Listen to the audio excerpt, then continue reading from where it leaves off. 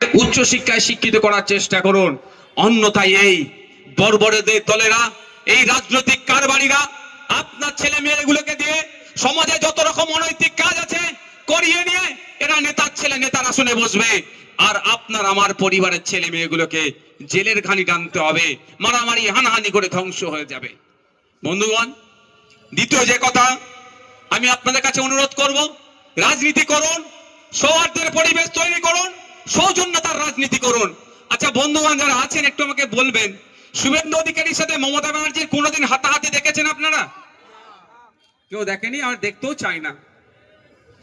অধীর রঞ্জন চৌধুরীর সাথে অভিষেক ব্যানার্জির হাতাহাতি লড়াই হয়েছে? দেখিনি, দেখতেও চাই না। মোহাম্মদ সেলিমের সাথে কুণাল ঘোষের হাতাহাতি লড়াই হয়েছে? ফিরহাদ হাকিমের সাথে আপনার সুজন চক্রবর্তীর হাতাহাতি লড়াই হয়েছে? হয়নি, আর দেখতেও চাই না। কিন্তু আমরা কি দেখলাম?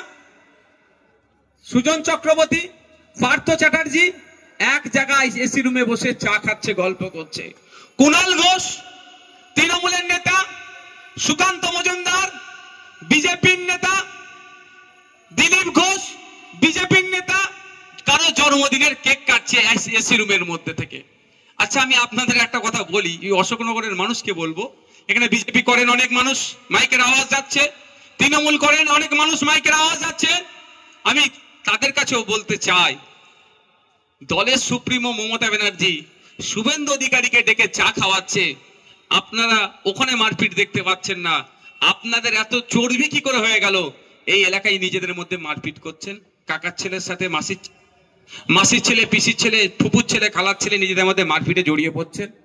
আমার অনুরোধ, অনেক হয়েছে, শুধু পাবলিককে বোকা বানানো হয়েছে, পাবলিকের মারপিট হয়েছে। নেতারা সন্ধ্যাবেলায় টিভির সামনে বসে সাজুগুজু করে, সাজুগুজু বলছে এই জন্যই, ওই সন্ধ্যাবেলা যারা বসে অনেকে দেখবেন সব কি বলে গো মেয়েরা করে, হ্যাঁ মেকআপ করে বসে। আমার নিজের অভিজ্ঞতা, ওই আমি একটা ডিবেটে যাচ্ছি, ও আমাকে বলছে আমাকেই মেকআপ করাতে এসেছিল। আমি না ভাই, আমার ফাটাফুটি যা আছে এতেই চলে যাবে। তো সন্ধ্যাবেলা এরা মেকআপ করে বসে বসে আপনার আমার হয়ে কথা বলে, আপনি আমি কি ভাবি এটাই আমার প্রাণের বন্ধু। কিন্তু ঘোড়ার ডিম যখন ব্রেক হয়ে যায়, তারপরে যখন একটা রিফ্রেশমেন্টের জন্য চা কফি দেয়, ওরা নিজেরাই গল্প করে, তোর এতটা বলা উচিত হয় না, আমাকে বল, তোকে কেমন দিলাম বলতো। ওরা ঠিক আছে, শুধু বোকা বাক্সর সামনে বলে, টিভি বোকা বাক্স, ওর সামনে বসে আপনাকে আমাকে বলে নাকি আপনার আমার জন্য কত লড়াই আমি করছি। কি হবে? লড়াই হবে? ওরা লড়াই করে না, আপনাকে আমাকে লড়িয়ে দেয়। তাই অনুরোধ আমার, ভারতবর্ষের ডেমোক্রেসি, ভারতবর্ষের এটাই মহত্ব, এটাই বিউটি। যার যে দল ভালো লাগবে করবেন, যে যার ভালো লাগবে ঝান্ডা ধরে ঘুরবেন। যদি মমতা ব্যানার্জি শুভেন্দু অধিকারীকে বিধানসভার এসি রুমে বসে চা খাওয়াতে পারে, তাহলে কেন এখানে আইএসএফ এর নেতাদেরকে অন্যান্য নেতারা লোকাল স্তরের কেন নিজেদের মধ্যে লড়াই জড়াবে? তা আমি অনুরোধ করে যাবো একটা, কে আইএসএফ, কে বিজেপি, কে তৃণমূল, কে সিপিএম, কে কংগ্রেস দেখার দরকার নাই। ওরা যদি এসি রুমে বসে চা খেতে পারে, আমরা অন্তত এসিতে না বসতে পারলেও নন এসিতে বসে একসাথে আমরা চা খাবো। আর আমাদের মধ্যে যার টাকাটা একটু বেশি থাকবে তাকে বলতে হবে ভাই তুমি বিলটা মেটাও। হবে তো নাকি ভাই? কেন কার জন্য মারপিট করবেন? তৃণমূলের জন্য? যখন তখন আপনাকে পার্টি থেকে বার করতে দেবে, হচ্ছে না? কি করবেন আপনি? যে দাদা দিদির জন্য আপনি মারপিট করবেন? এই আমাদের ভাঙড়ে দেখুন না, তৃণমূলের শওকাত মোল্লা ঘনিষ্ঠ খুন হলো, আর শওকাত মোল্লা ঘনিষ্ঠ অ্যারেস্ট হলো। আর কি বলছে এখন মাইক ধরে, মুফাজ্জেল মোল্লা সহ যারা অ্যারেস্ট হয়েছে জানো না ছাড় পাই। বুঝতে পারছেন? আর পাশে দাঁড়াচ্ছে না। আর সঠিক তদন্ত হলে যে বলছে না ছাড় পাই, তা সেও হয়তো জড়িয়ে যেতে পারে। তাহলে বিপদে পড়ে গেছে, আপনার পাশে আর দাঁড়াবে না। আপনাকে বাঁচানোর জন্য এই অশোকনগরের আপনি বিপদে পড়েছেন, নওশাদ সিদ্দিকী ফুরফুরা শিব থেকে আসতে গেলে 3 ঘন্টা টাইম লাগবে প্রায়। শুভেন্দু অধিকারী মেদিনীপুর থেকে আসতে গেলে 5 ঘন্টা প্রায় টাইম লাগবে।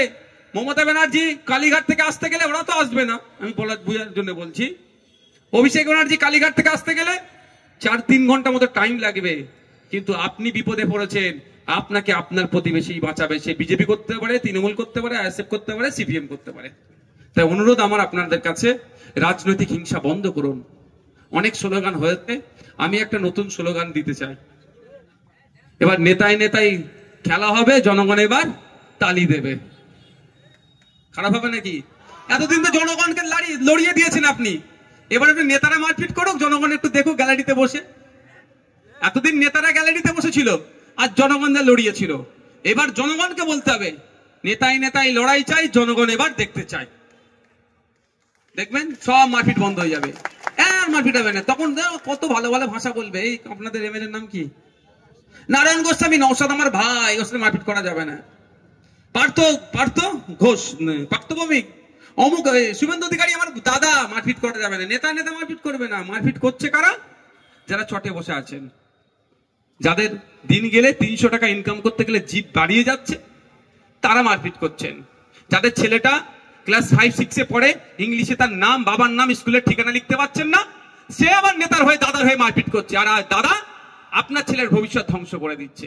অনুরোধ করছি রাজনৈতিক সৌজন্যতা বজায় রাখবেন, যার যাকে ভালো লাগবে ভোট দেবে, কিন্তু ভোটটাই সব ভাববেন না।